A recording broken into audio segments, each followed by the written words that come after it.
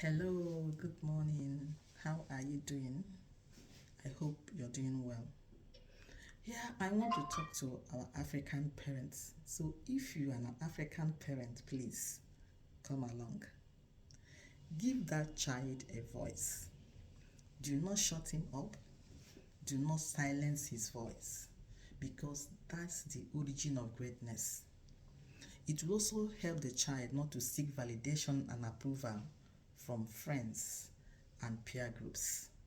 You see, when we are growing up, there were so many restrictions that were placed upon us by our culture.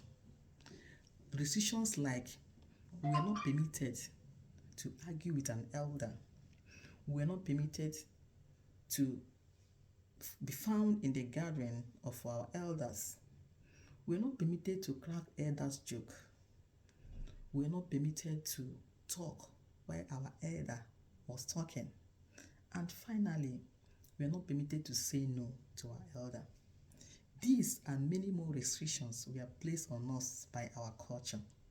And you see, the implication of these restrictions were that at some point in our lives, we lost our voices. We were coward.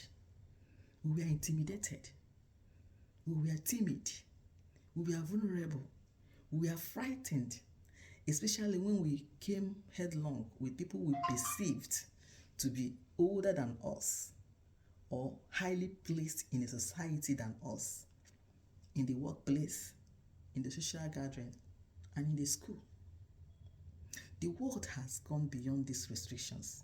You see, this is entirely different in advanced world, where children and young people's voices are equal, if not greater than that of an adult.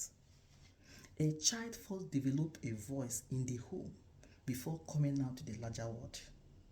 So raise your child with the mentality that you're raising a child with a global impact who may not end up in the tenant of one African ideology with its undue influences and superimposed restrictions, but someone that will stand out tall in any environment he finds himself, irrespective of his origin or background.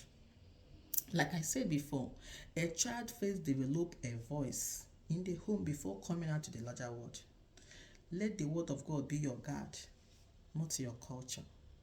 So raise that child up, give that child a voice, and see him unveil the greatness that is bottled inside of him.